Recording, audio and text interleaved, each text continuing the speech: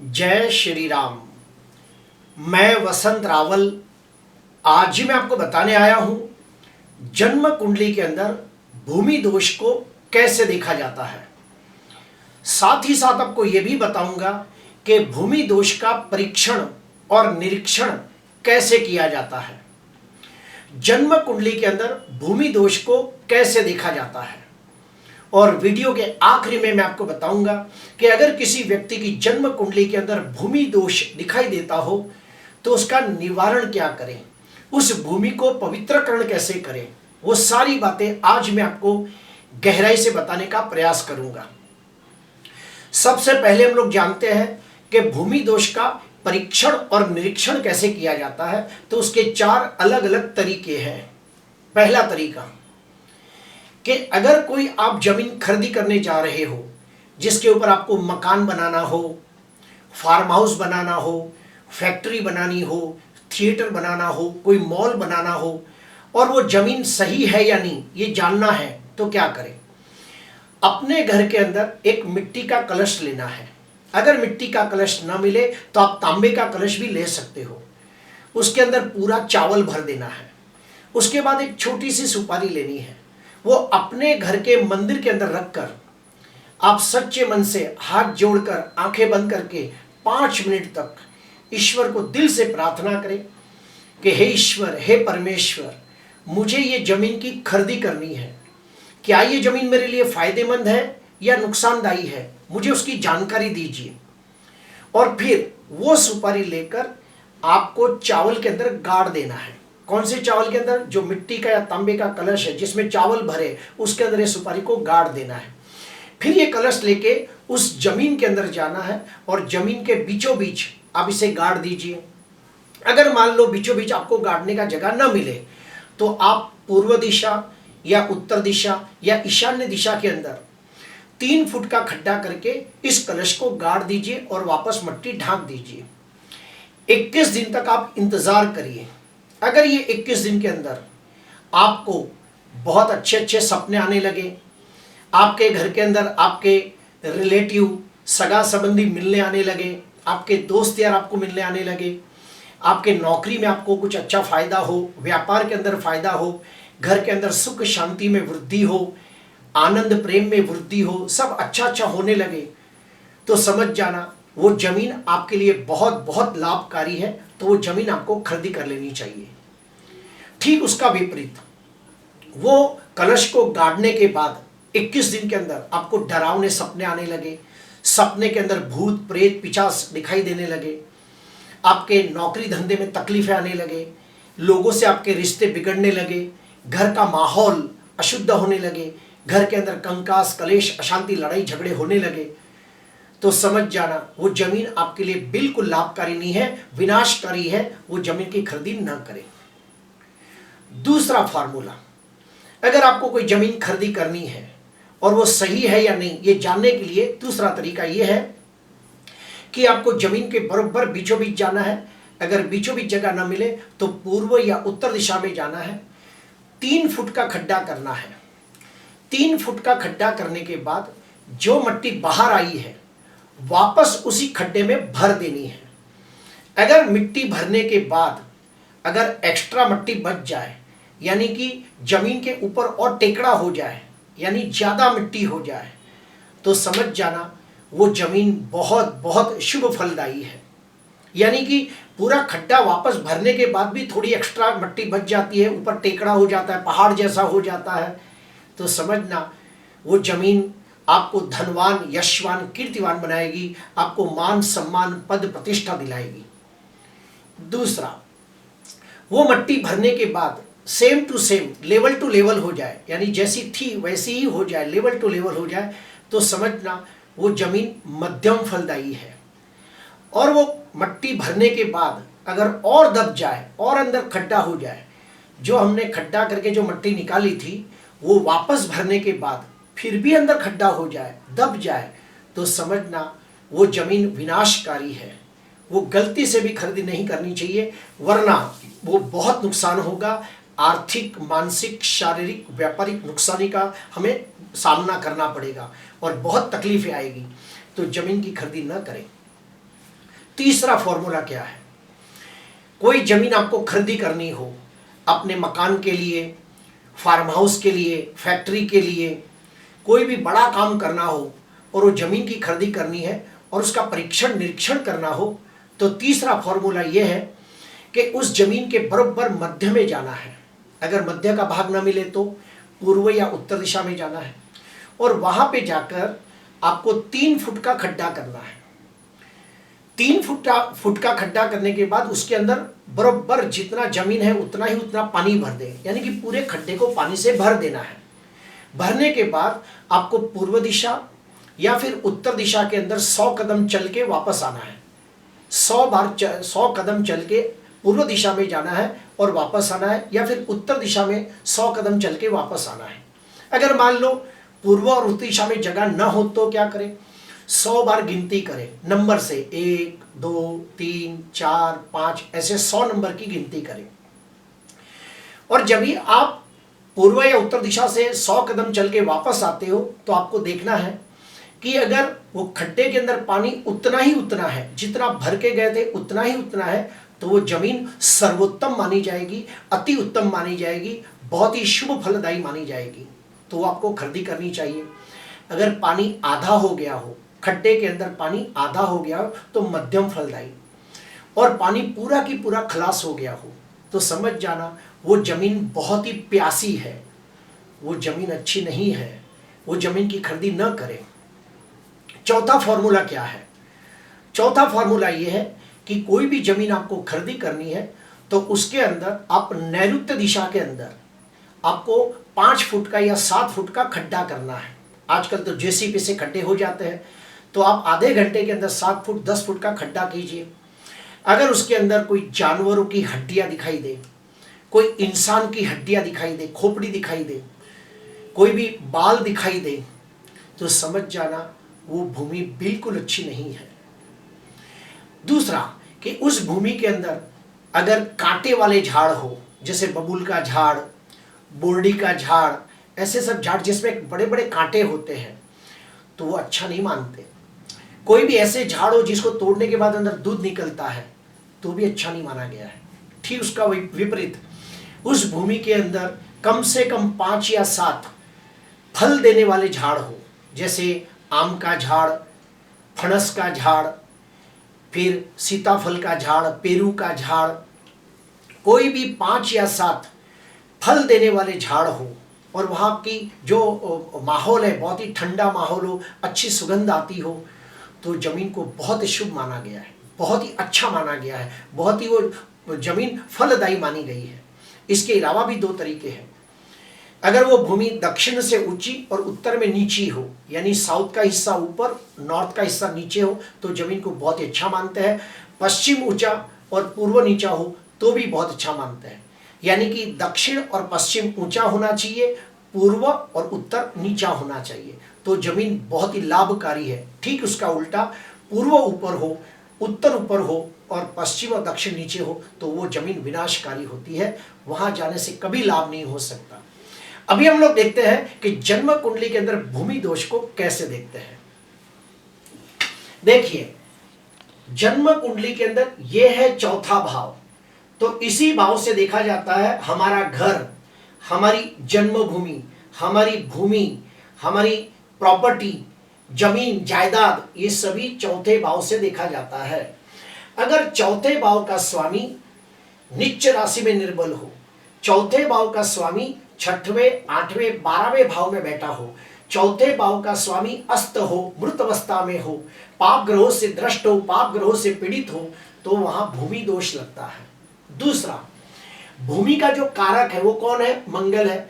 वो अगर कुंडली के अंदर नीच का हो, मंगल 6वें, 8वें, 12वें भाव में हो, मंगल पाप ग्रहों से द्रष्ट, पाप ग्रहों से पीड़ित हो, मंगल अस्त का हो, मृत अवस्था में हो, तो समझ जाना कि निश्चित भूमि दोष है। और अगर मंगल और चौथा भाव दोनों अगर खराब हो गए तो भयंकर भूमि दोष लगता है। एग्जाम्पल लेते हैं, आपके सामने मेष लग्न की कुंडली है। मेष लग्न की कुंडली के अंदर आप देखिए, चौथे भाव के अंदर कर्क राशि है। कर्क राशि का स्वामी कौन है? चंद्र है, जो अष्टम भाव के अंदर नीच का है, तो चतुर्थाधिपति चंद्र नीच का हो गया। उसके बाद आप देखिए चौथे भाव के अंदर मंगल खुद नीच का होके बैठा है, तो बिल्कुल अच्छा नहीं माना जाएगा। और एक नियम है भावाद भावम नियम के तहत, चौथे भाव का चौथा भाव, तो इसे कहते हैं भूमि का प्रतिरूप, भूमि का सूक्ष्म स्वरूप, अगर वो भी नीच का है तो बहुत ही खराब माना जाता है। आइए दूसरी कुंडली में देखते हैं। वृषभ लग्न की कुंडली है, चौथे भाव के अंदर सिंह राशि है, सिंह राशि का स्वामी सूर्य निच्चिका होकर छठवें भाव में बैठा है, तो चतुर्थ भाव कमजोर हो गया। अभी चौथे भाव के अंदर आप देखिए मंगल राहु का अंगारक योग बन रहा है, तो चौथा भाव भी पीड़ित हो गया, तो चतुर्थेश भी नीच का हो गया। चौथे भाव के अंदर दो पाप ग्रह होने की वजह से अंगारक योग बना और शनि की भी दृष्टि पड़ रही है, तो हम कहेंगे कि इस कुंडली के अंदर चतुर्थाधिपति भी कमजोर है, चौथे भाव के अंदर दो पाप ग्रह है, तो इसे भूमि दोष लग गया। तीसरी कुंडली हम देखते हैं सिंह लग्न की कुंडली है, चौथे भाव के अंदर वृश्चिक राशि है, वृश्चिक राशि का स्वामी मंगल दसम भाव में दिग्बली हो रहा है, लेकिन केतु के साथ अंगारक योग बना रहा है। चौथे भाव के अंदर चंद्र भी दिग्बली हो रहा है लेकिन नीच का है, और राहु के साथ चंद्र ग्रहण योग बना रहा है, और उसके ऊपर शनि की भी दृष्टि है। शनि की दृष्टि पड़ने की वजह से यहां पे और दो खराब दोष उत्पन्न हो गए।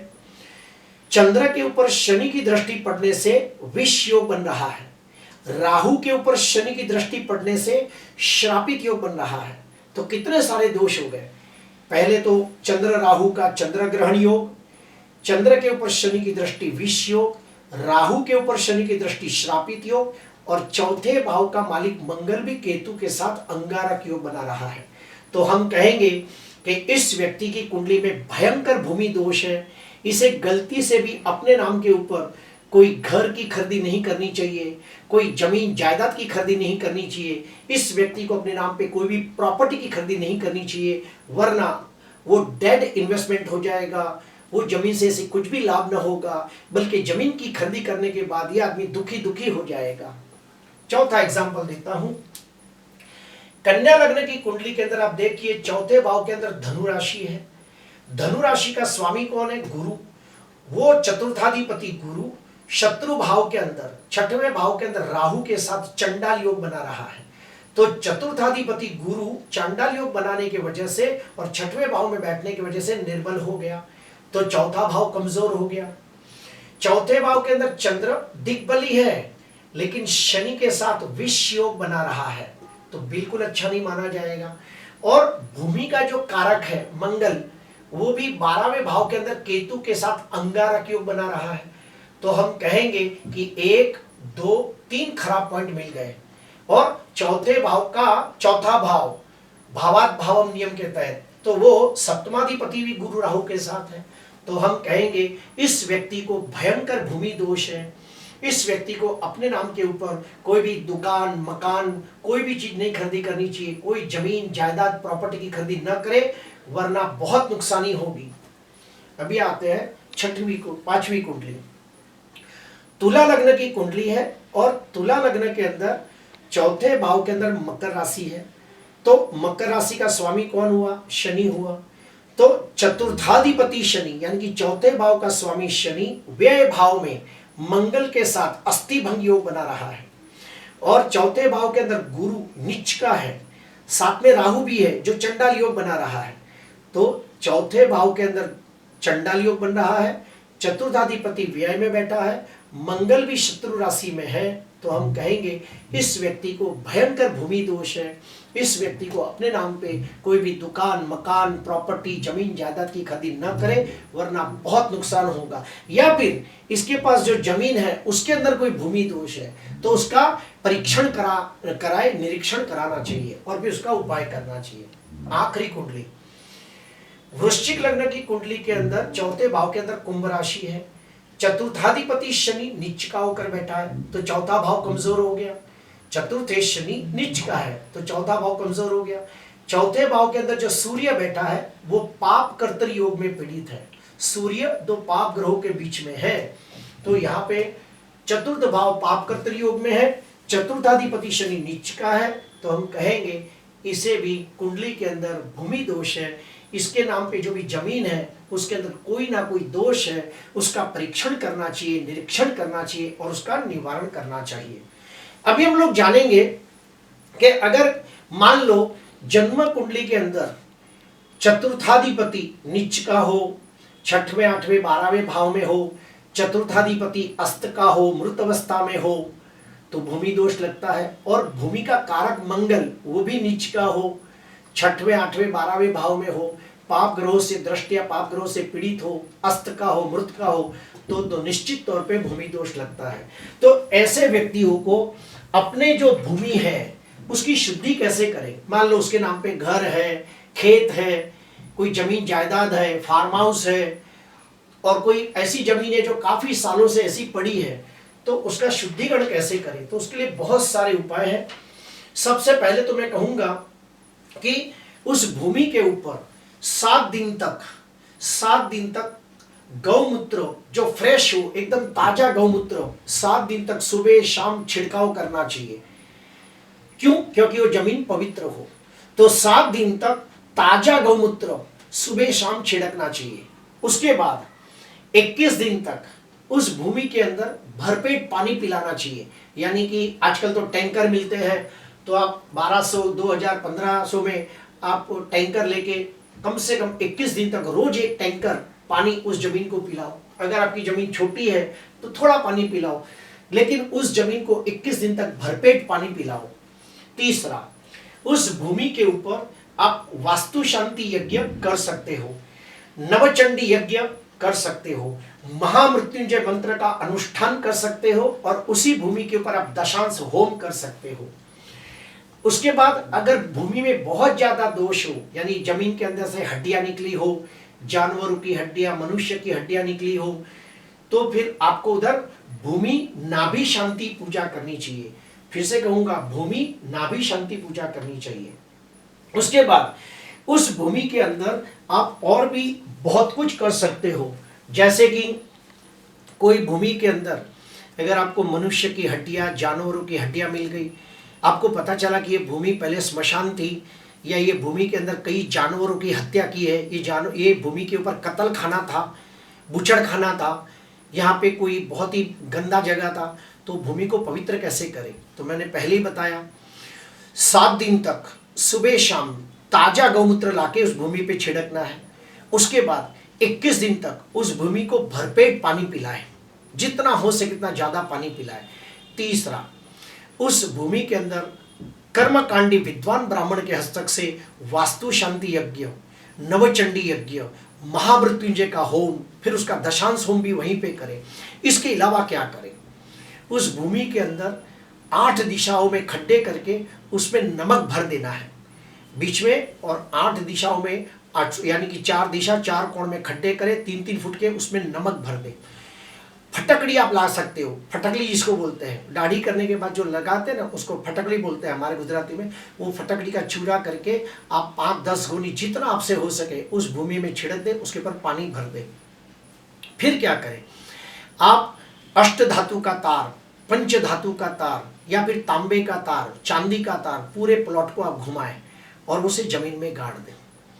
और भी कुछ करना है तो आपको क्या करना चाहिए, उस भूमि के ऊपर आपको विद्वान ब्राह्मणों को बुलाकर आपको उसके अंदर कोई यज्ञ करना चाहिए, होम हवन करना चाहिए, और फिर उस ब्राह्मणों को वहाँ पे भोजन कराना चाहिए, दान पुण्य कराना चाहिए, और उनका आशीर्वाद ग्रहण करना चाहिए। तो वो भूमि का दोष परिहार हो जाता है और वो भूमि आपको फलदायी होती है। प्रिय दर्शकों, आज मैंने आपको बताया कि भूमि दोष कैसे देखा जाता है, भूमि दोष के लक्षण क्या है, भूमि को कैसे पवित्रकरण किया जाता है, ये सारी बातें मैंने आपको बताई। भूमि के अंदर आप काफी सारे स्फटिक यंत्र भी गाड़ सकते हो, स्फटिक का चूड़ा भी गाड़ सकते हो, तो आपको बहुत बहुत लाभ होता है। आज के लिए बस इतना ही। अगर आपको अच्छा लगा हो तो जरूर लाइक करना, सब्सक्राइब करना। नमस्कार।